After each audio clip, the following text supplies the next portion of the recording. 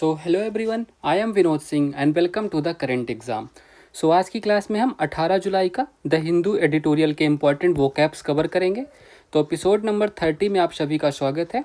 तो चलिए एक बढ़ाते हैं एक कदम वर्दी की ओर, ठीक है।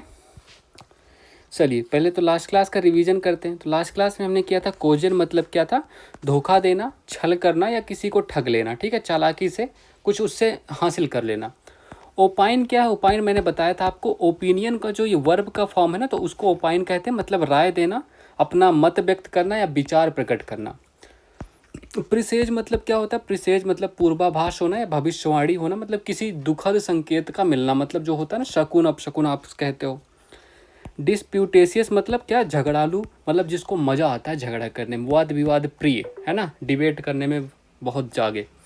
इनक्रोच मतलब क्या होता है, मतलब अतिक्रमण करना, किसी की सीमा के अंदर पर, मतलब अपनी सीमा को छोड़ के किसी की सीमा को इन्वेड करना या उसमें प्रवेश करना। चलिए तो आज की क्लास का पहला वर्ड देखिए, एफिलेटेड। एफिलेटेड मतलब क्या होगा, एफिलेटेड आपने सुना होगा, एफिलेट करके दे दो, संबद्ध करो, है ना। तो एग्जेक्टिव और वर्ब दोनों तरह से इसका हम यूज कर सकते हैं। देखो तो ऑफिशियली ऑफिशियली कनेक्टेड और linked to a larger organization, मतलब किसी से लिंक्ड या कनेक्ट होना, एक ऑर्गेनाइजेशन से, किसी ग्रुप से या किसी इंस्टीट्यूशन से, ठीक है। तो अब आपको रहता है ना कि हमारा स्कूल किससे एफिलेटेड है, तो बड़ी यूनिवर्सिटी से, तो उसका मतलब हो गया संबद्ध या संलग्न होना, ठीक है। ये देखिए इनका जो इंस्टीट्यूशन है इन्होंने किसी से संबद्ध कर रखा है, तो ऐसे ही होता है, कई सारे स्कूल हमारे देश में ऐसे ही चलते हैं। तो एग्जाम्पल्स देखिए, तो our college is affiliated with Delhi university, मतलब हमारा जो कॉलेज है वो दिल्ली विश्वविद्यालय से संबद्ध है। She is affiliated with a reputed NGO, मतलब वह एक प्रतिष्ठित एनजीओ से संलग्न है। तो एफिलेटेड का मतलब समझ गए आप, मतलब किसी इंस्टीट्यूशन या किसी ग्रुप या किसी ऑर्गेनाइजेशन से आपका संबंध होना या जुड़ा हुआ होना, ठीक है। अब इसके सिनोनिम्स देख लीजिए। तो सिनोनिम्स एसोसिएटेड मतलब संलग्न हो गया, कनेक्टेड मतलब जुड़ा हुआ, एलाइड मतलब मित्र या सहयोगी, लिंक्ड मतलब जुड़ा हुआ, और पार्टनर्ड मतलब साझेदार, अटैच्ड मतलब ये भी संलग्न।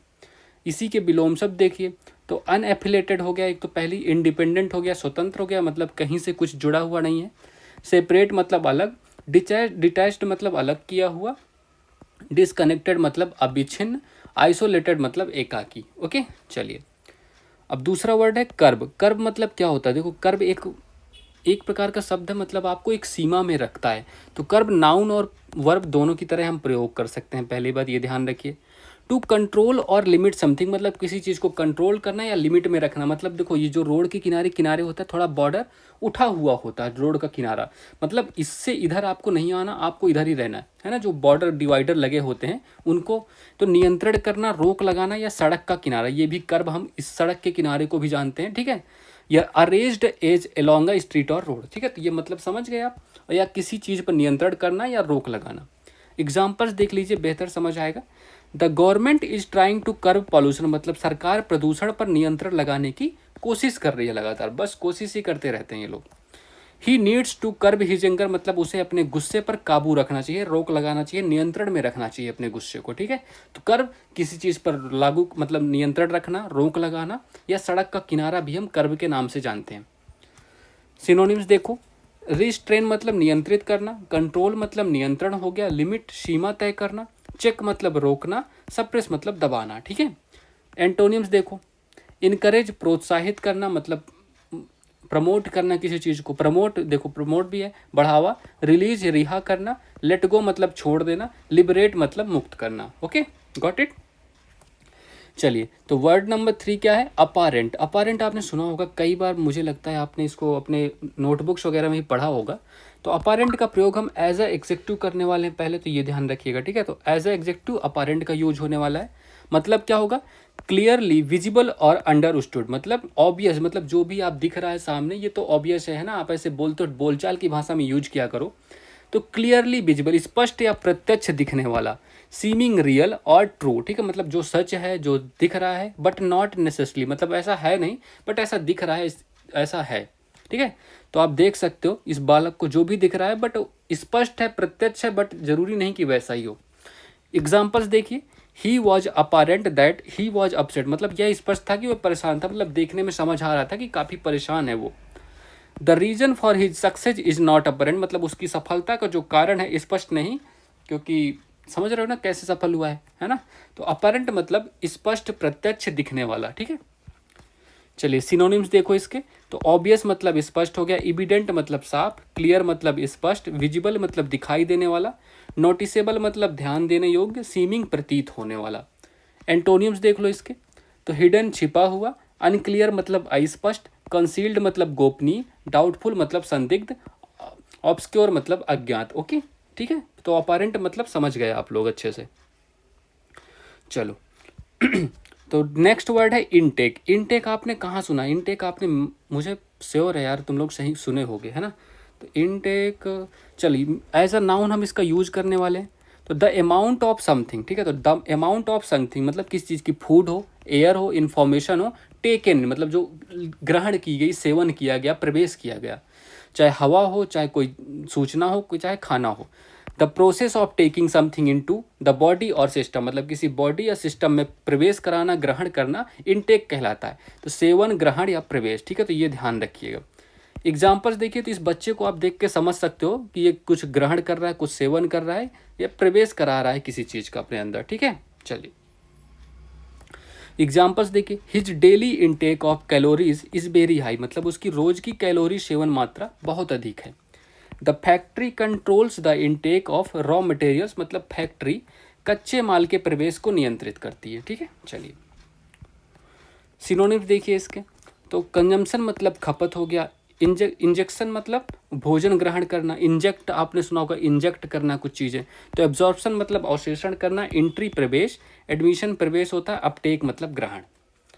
एंटोनिम्स देखिए इसका। तो आउटपुट मतलब उत्पादन, इमिशन मतलब उत्सर्जन, एग्जॉस्ट मतलब निकास, रिलीज रिहाई, एक्सपल्सन मतलब निकास करना, ठीक है। तो मतलब इनटेक और एक्सपल्सन, आउटपुट या जो भी कह लो, विलोम शब्द मतलब, ठीक है। तो वर्ड नंबर 5 डिटर। डिटर मतलब क्या होगा सर? तो डिटर का प्रयोग हम एज अ वर्ब करने वाले, ठीक है। तो एज अ वर्ब में भी हमने ये वर्ड किया था क्या पहले कभी? चलो मुझे याद नहीं, आप लोग कमेंट करके बताना जरा। To discourage someone from doing something by instilling doubt और फियर ऑफ द कॉन्सिक्वेंसेज मतलब किसी के अंदर भय डाल देना कि ऐसा करोगे तो ये हो जाएगा, वैसा करोगे तो वो हो जाएगा। तो उसे डरा कर रोकना मतलब रोकना, हतोत्साहित कर देना किसी को, या भय दिखाकर रोकना, ठीक है, समझ गए, डिटर। तो पुलिस वालों ने उसे कहा उधर मत जाओ, उधर काफ़ी एक्सीडेंट होते हैं, तो बच्चे को डरा कर रोक दिया यहीं पर। एग्जाम्पल देखिए, strict laws help deter crime मतलब सख्त कानून अपराध को रोकने में मदद करते हैं, मतलब जितना ज़्यादा सख्त होगा उतना डर रहेगा उनको। Don't let failure deter you from trying again मतलब असफलता से अपने प्रयास को फिर से करने से मत रोकिए। मतलब असफल होने का मतलब ये नहीं कि आप प्रयास करना बंद कर दो, ठीक है। चलिए तो सिनोनिम्स देखिए। डिस्करेज हतोत्साहित करना, प्रिवेंट रोकना, रिस्ट्रेन मतलब नियंत्रण करना, इनहिबिट मतलब रोक लगाना, हिंडर बाधा डालना, ऑब्स्ट्रक्ट मतलब अवरोध करना। इसी के एंटोनिम्स देख लीजिए। तो इनकरेज मतलब प्रोत्साहित करना, प्रमोट मतलब बढ़ावा देना, प्रसूड मतलब राजी करना, सपोर्ट सहायता करना, और इंस्पायर मतलब प्रेरित करना, ठीक है। चलिए चलिए तो आज की क्लास के आइटम्स एंड फ्रेजेस करते हैं। तो कल यार किसी को डाउट था, शायद कल कोई कमेंट कर रहा था सर कुछ, तो वो डाउट क्लियर था यार, मैंने जो बताया था वो सही ही था। आपको शायद थोड़ा कन्फ्यूजन हुआ था उन जो भी बच्चा था वो, ठीक है। तो वो वापस से क्लास करेगा, समझ जाएगा। तो रेन और साइन मतलब धूप हो या वर्षा हो, regardless of the weather condition मतलब कैसी भी कंडीशन हो, जो होना है तो होना है, हमें जाना है ऑफिस, स्कूल जाना है तो जाना है, चाहे धूप निकले चाहे बारिश, ऐसा मतलब, ठीक है। तो सी आई टू आई मतलब एग्री और have the same opinion as someone else मतलब किसी के ओपिनियंस, किसी से सहमत होना या किस ऐसे विचार जो दूसरा भी रखता है। तो आई टू आई का मतलब यही, आंखों से आंखों में देखना। टेस्ट ऑफ विक्ट्री मतलब द फीलिंग ऑफ सक्सेस और अकॉम्प्लिशमेंट मतलब सफलता का अलग ही टेस्ट होता है भाई, ये मिलेगा जिस दिन आपको भी मजा आएगा। Up a creek without a paddle मतलब इन डिफिकल्ट और challenging situation without any means of help और सोल्यूशन मतलब किसी भी हेल्प के बिना, किसी मदद के आप किसी कठिन परिस्थिति में होना, ठीक है।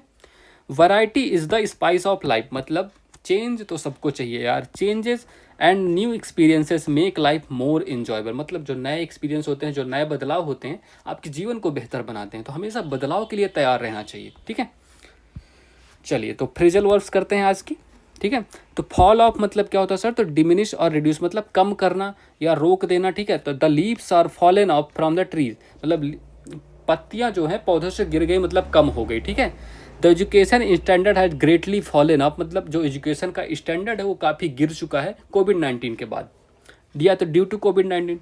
फॉल ऑन मतलब क्या होता है सर, तो टू मेक एन अटैक मतलब किसी पर आक्रमण करना, ठीक है। तो फॉल ऑन मतलब किसी पर आक्रमण, ही फॉल्स ऑन हिज एनिमी, तो उसने अपने शत्रु पर आक्रमण किया।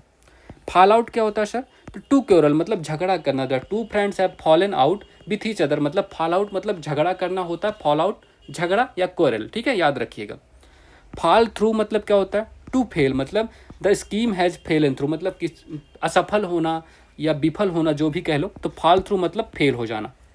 फिगर आउट मतलब अंडरस्टैंड या फाइंड अ सोल्यूशन, मतलब किसी चीज़ का आपको मतलब सोल्यूशन मिल गया है या आप समझ गए हो कोई चीज़, तो फिगर आउट मतलब कहते हैं ना क्या इस चीज़ को फिगर आउट करो, मतलब समझो थोड़ा क्या दिक्कत है ना, तो ये होता है फिगर आउट। चलिए तो आज की क्लास का होमवर्क, तो आज से हम कॉन्जुगेशन पर क्वेश्चन करेंगे, ठीक है। हमने किस पे, सब्जेक्ट वर्ब एग्रीमेंट कर लिए और क्या किया था, टेंसेस कर लिए, अब कॉन्जुगेशन पर करते हैं, ठीक है। तो French people love cooking, fill in the blanks, the English don't seem very interested, ठीक है। मतलब इसमें क्या भरोगे आप बताओ, जो क्या आएगा जो अच्छा साउंड करे। Whenever, hair, hair edge. देखो पहले मैं जब छोटा था, मतलब आप भी क्या पता आपने भी किया होगा, जब हम बच्चे होते हैं स्कूल में थे, तो मैं इंग्लिश को ऐसे लेता था कि जो बोलने में अच्छा लगे, ठीक है। मतलब जैसे फिल इन द ब्लैंक्स आ गया, अब सबको बोल के ट्राई करता था मैं, चारों को एक एक करके, और जो बोलने में सबसे अच्छा है, कंफर्टेबल लगे, मैं उसी को आंसर मान लेता था। बट आपको ऐसे नहीं करना, आपको ग्रामर पता है, सब पूरी पता है चीज़ें, कहानी, तो आप जो आपको सही लगे वो कमेंट बॉक्स में टाइप कीजिएगा, ठीक है। चलिए, so that's all for this class. Please यार तुम लोग लाइक कर देना, शेयर कर देना और सब्सक्राइब तो कर ही देना, ठीक है। चलिए इतना तो कर सकते हो तुम लोग मेरे लिए। So all the best, have a good day and thank you everyone.